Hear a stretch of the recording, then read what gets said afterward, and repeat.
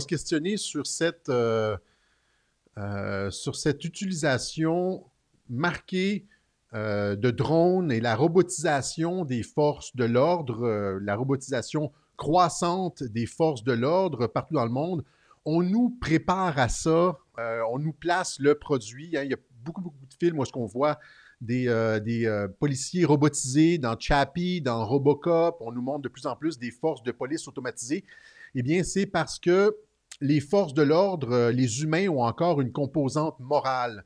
Et les mondialistes, dans le système technocratique qu'ils essaient de mettre en place partout dans le monde, un système dans lequel, évidemment, les gouvernements élus n'ont plus leur mot à dire. On le sait, hein, ce sont les technocrates qui dirigent partout.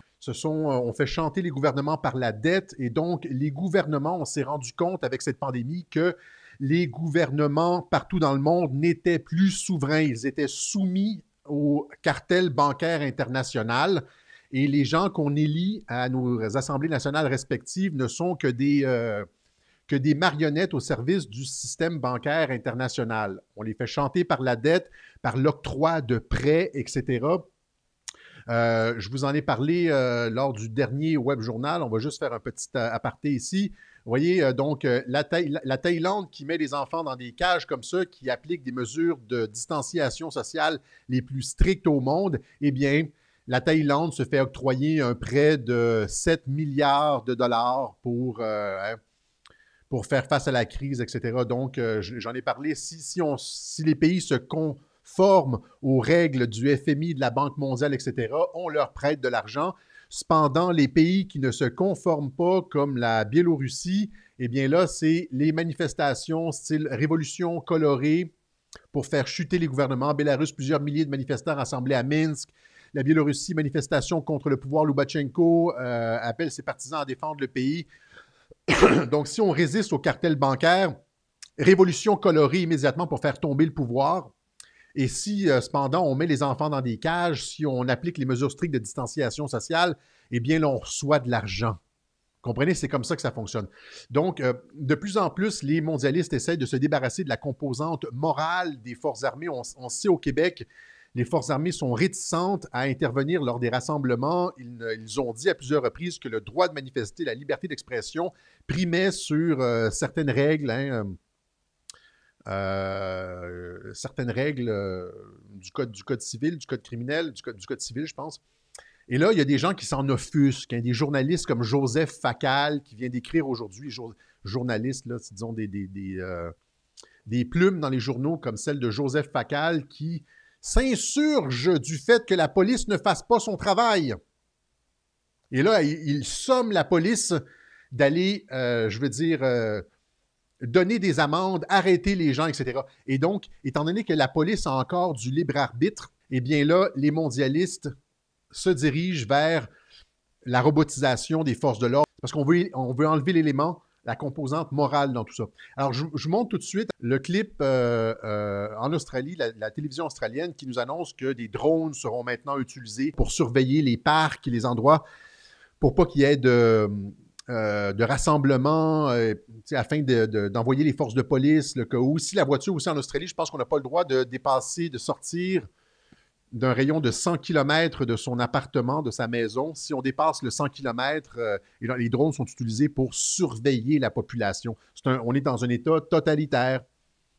Il y avait aussi, je vous en avais parlé, là, au New Jersey, qu'on appliquait ça, des drones pour surveiller la population avec des haut-parleurs, où est-ce qu'on disait aux gens, rentrez chez vous, séparez-vous, vous êtes à moins de 2 mètres, vous ne respectez pas la distanciation sociale. On est en train d'embarquer dans ce monde-là. Là, les nouilles comme Sophie Durocher ne se rendent pas compte de ça, que c'est la pente glissante vers la dictature technocratique sanitaire. Police are preparing to launch their aerial arsenal as part of a crackdown on COVID rule breakers. High-powered drones will be used to find people not wearing masks and cars too far from home. Alors, les drones vont être utilisés pour détecter des personnes qui ne portent pas les masques et des voitures qui sont trop loin de la maison. Sky-high surveillance as we battle to control COVID. Elle dit la surveillance aérienne pour contrôler le COVID. Non, c'est pour contrôler les gens avec les caméras digitales, les caméras thermiques. On a vu ça au début de la pandémie. Hein? Next week, Victoria Police will dispatch drones. They'll be keeping a watch on St Kilda and Port Melbourne Beach, making sure skate parks and playgrounds remain empty. And for those who head to the park, a mask is a must, or at least a face covering. Are they knickers? Yeah, it's my knickers. OK. Alors, qu'est-ce qui se passe? Qu'est-ce qui se passe en Australie? Ils sont durs, hein? Qu'est-ce qui se passe quand on n'obtempère pas, quand on ne porte pas le masque? Si on ne porte pas le masque en Australie, on se fait interpeller par la police et là, on demande une pièce d'identité, etc. Et ça mène à des arrestations. Vous en avez vu plusieurs vidéos qui ont circulé sur Internet. J'en ai retweeté plusieurs sur Twitter d'arrestations musclées de personnes qui ne portaient pas le masque. Et là, je vous montre une autre de ces arrestations. Voilà.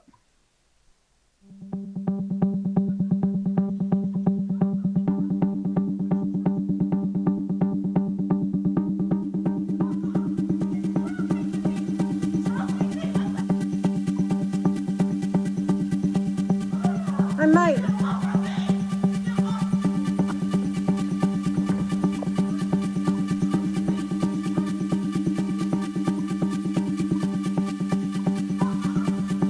Il l'étrangle, tu sais, à la George Floyd. C'est un étranglement, les deux bras sur le cou.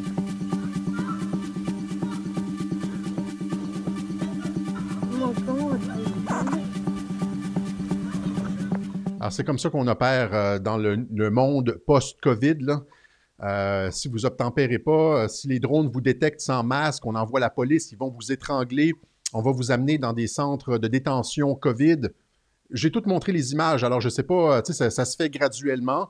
On teste les trucs et la réponse de la population comme les mondialistes font d'habitude. Là, on essaye les mesures, on applique ça localement, on regarde les arguments pour et contre, et puis après ça, on applique, on corrige et on applique à l'ensemble du système. Ils font toujours ça partout. L'Australie, ça fait longtemps qu'elle travaille sur la vaccination obligatoire. C'est un pays comme semi-totalitaire, là. Et je vous fais écouter le responsable de la santé publique italienne qui dit essentiellement que si vous ne prenez pas le vaccin, vous ne recevrez pas votre paye, vous ne pourrez pas voyager, etc. Dans un pays démocratique, vous comprenez? Est-ce qu'on est réellement en démocratie? Have absolutely no doubt about that. But there will be strong, I suspect the majority of Australians will get vaccinated, and then there will be a strong public view that those who choose not to get vaccinated need to, there needs to be some sort of incentive stick, perhaps. Alors, il dit, ceux qui ne voudront pas se faire vacciner, on va brandir un incentive stick, là, un bâton incitatoire.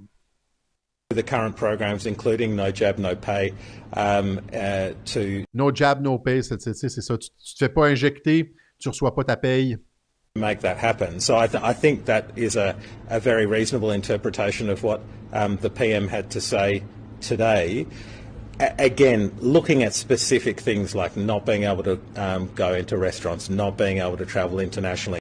Donc, d'autres mesures comme l'impossibilité pour ceux qui n'auront pas de vaccin d'aller dans des restaurants, de voyager à l'international, etc., etc., etc. Alors voilà, donc vous voyez un peu vers quoi on se dirige avec le COVID.